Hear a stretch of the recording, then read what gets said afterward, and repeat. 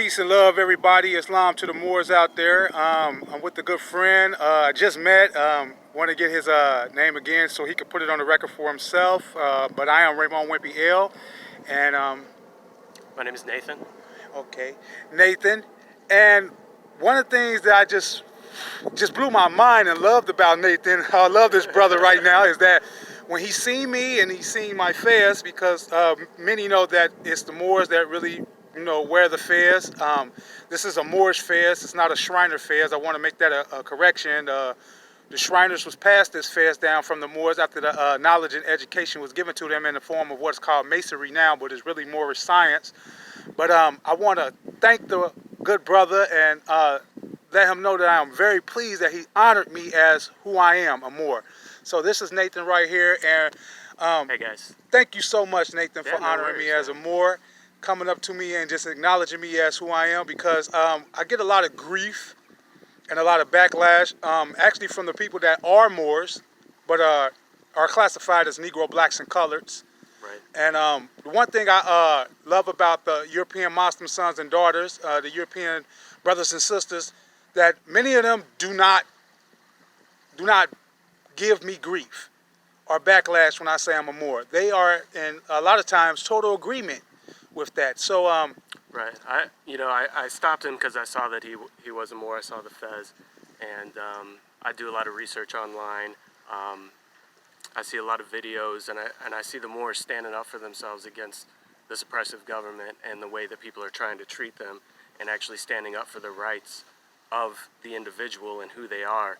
And I'm not well versed on all the philosophy and everything behind the Moors, but I do appreciate that they're standing up for themselves as individuals and taking back their power that they have, because these oppressive governments have taken that from all peoples, regardless.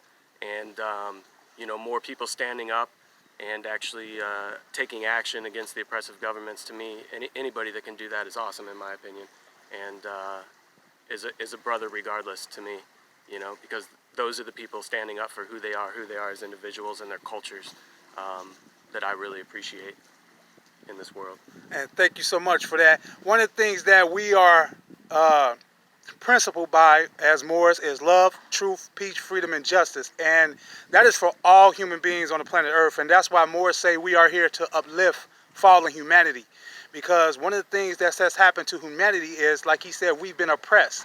And one of the oppressions that has happened to us is true knowledge, real knowledge of the planet, real knowledge of people on the planet, and especially us Moors, who have, like I said before, has been classified as Negroes, blacks, coloreds, Afro-Americans, African Americans, when none of these are nationalities. None of these you can find on a map to point towards as a nation state and have no true representation as a nation nowhere on planet Earth. But as Moors, we have a representation as a nationality, as a nation, as a people. So this is just a beautiful thing, and I love when people come together and don't look at each other as separation, but look at each other as brotherhood, because that's what we are. It's only one race on the planet Earth, and that is the human race. And what we are as families are quote unquote nations. And this is just a marvelous thing. So I had to get the good brother on tape, on video. I'm sharing this on YouTube, I'm sharing this on Instagram, and I'm sharing it on Facebook. But I like to ask the good brother Nathan, what of the Moorish knowledge do you know, and how did you come into knowing this knowledge of us being Moors here? So the way I first got introduced to the Moors is actually looking into, I guess you could call it the free man movement. People that are trying to establish their own kinghood, their own sovereignty within whatever nation they're in. All across the world, people are trying to establish that they are the sovereign. Nobody has power above them. The only authority that we have above us is God. Period. Nobody else. And we've been kind of convinced to look at governments and police and things like that as an authority to us. And to me, nobody has authority over me but God. Now, I take all personal responsibility for my actions. And if I do something against somebody that that comes against morals, right? Things that we all understand inherently are right and wrong. Then I have to face those repercussions. I don't need people telling me, oh, you can't walk here. You know, right now we're in a state park right now. People telling me, oh, you can't take pictures, this, that, or the other. I'm out here doing some photography, actually, you know, trying to do some observations, long distance, things involving the shape of the earth. And I'm out here, you know, and I ran into this awesome gentleman right here. And the thing I know about the Moors is from researching that free man movement. People that are trying to understand what their real, actual upbringing is. You know, we've been all kind of enslaved into this society, and I see the Moors on YouTube standing up for themselves and saying, "Hey, you don't have authority over me." And correct me if I'm wrong. I feel like the Moors are saying that, you know, you all were indigenous peoples here. Yes, yes, most definitely. And being indigenous people, how can somebody come in and say, oh, now it's my rules, my regulations, my things you have to follow? And I just appreciate anybody who's standing up for their right and their individual right to be their own authority, and the only authority over them is God, period, you know, in my opinion. So anybody doing that draws my attention, and that's why I watch a lot of videos from the Moors. And yeah, so that was my introduction initially. And that was beautiful, very eloquent, greatly expressed. And he's right about us Moors being aboriginal, indigenous, autochthonous to the land. Autochthonous means from the soil. No one brought us here on ships. We were here before the landmass actually separated. It's proof, documented proof, that there were people on Earth before there was separation of the lands. Matter of fact, I seen a YouTube video a few years ago where they show human footprint contemporary with dinosaur footprint. So we have to get out of the mindset and the thinking that that people were not here or someone brought someone else here. That's just nonsense. Right. And we have to start learning the truth about world history and digging deep. I think that's one of the things that people are so afraid of, is that once they find out something, now they're responsible for that knowledge. And people don't want to be responsible in these days and times. I've had many people tell me they'd rather live the lie than know the truth. And that's a shame, because some of those people have children who they scorn for lying. So isn't that an oxymoron, or wouldn't that be considered hypocritical? So I am so elated and so just in awe that it's a thing that's being really recognized today. And one of the things about us Moors is that we're not defying any so-called government, because it's coming to our knowledge that what we consider to be government is really corporations acting as government. Right. Government is the people. It's the people that vote people into offices to speak on their behalf of the jurisdictions that they're a part of. So we got to start understanding the power of the people. And the people need to start coming together and holding these people accountable if they're not standing up to what they took an oath to, which is the Constitution. Now, if people don't understand, there's a treaty of peace and friendship between the Moors and the United States. And out of that treaty came the Constitution. If you go into Article 6 of the Constitution, it states treaties that the United States are bound to or are involved in. So once Moors express that treaty of peace and friendship that coincides with or along with the Constitution, we are expressing the rights of the people. And we mean all people. It's just not for Moors. It's for all people that dwell on the land of North America, which is really North Morocco. This is Morocco. If people don't understand or know that knowledge, we are standing on Morocco, northwest of Mexico, northwest Africa, because at one time this was recorded as Africa as well. I also want to ask, or let the good brother Nathan explain more of his being out here and what he's doing to bring some further awareness or knowledge of what he's presenting to the world.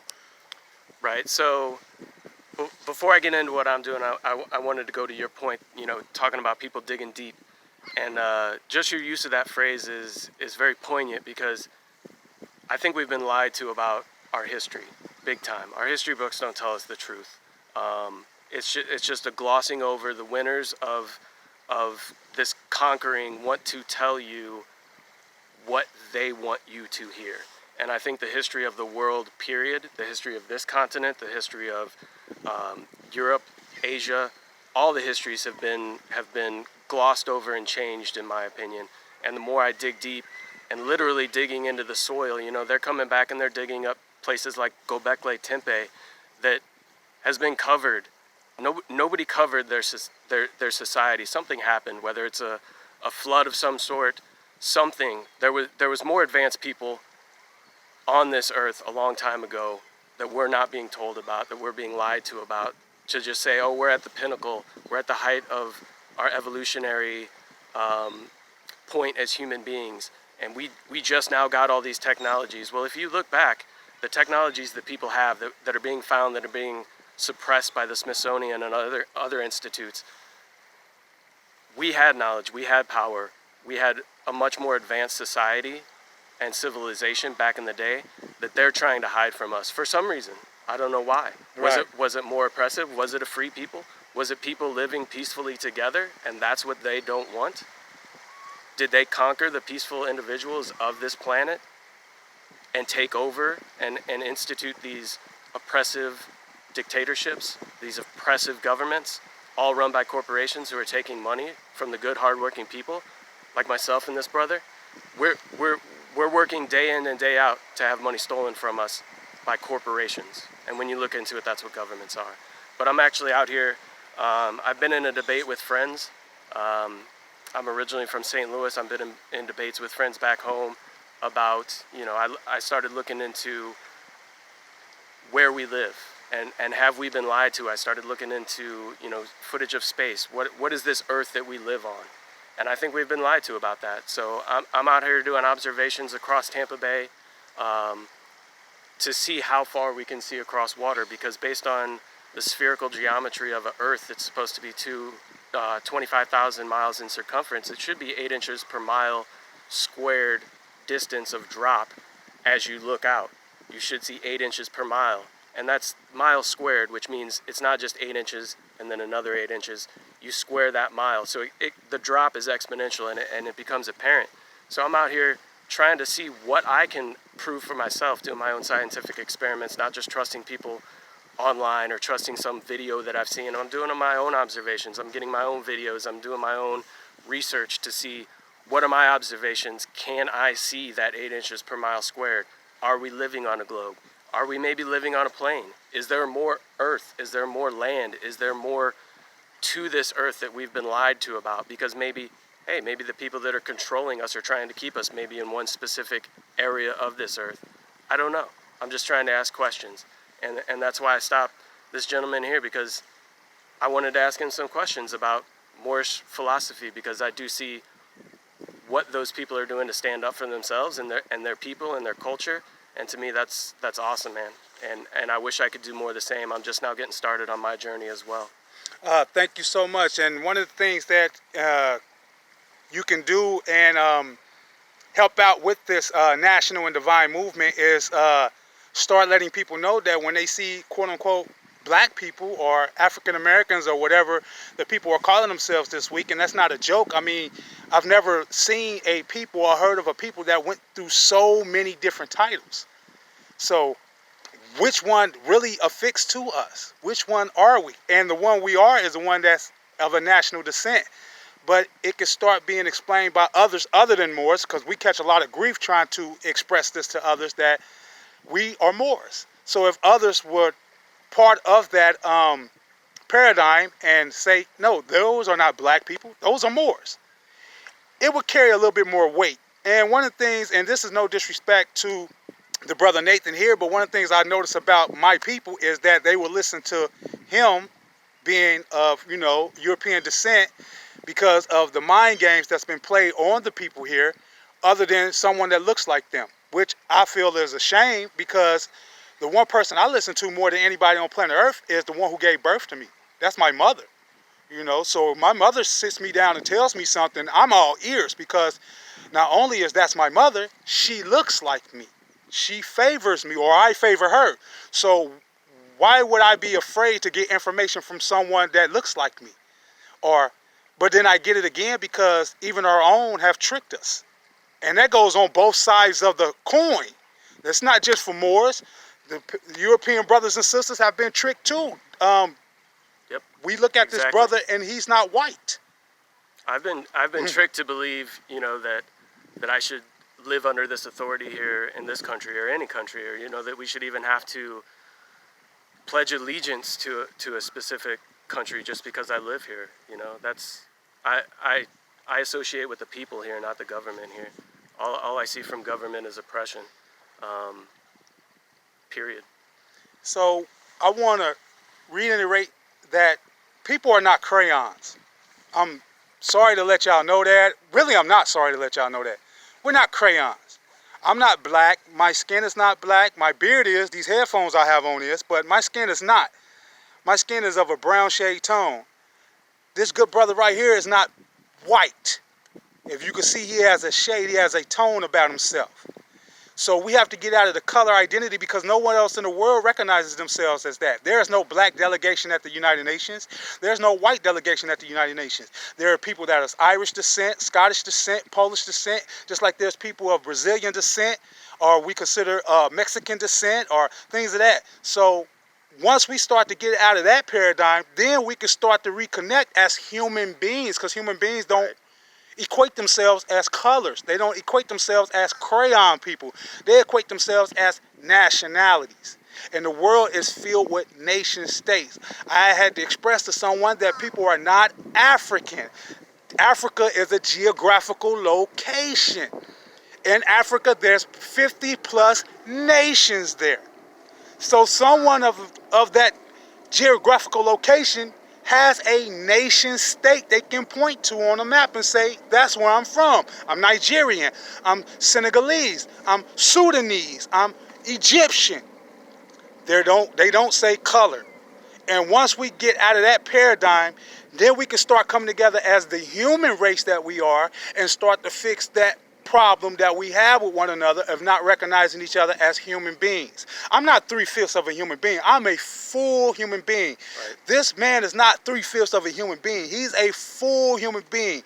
We both have bones. We both have skin. We have blood that goes through our veins. We are both right now breathing the same air, no different.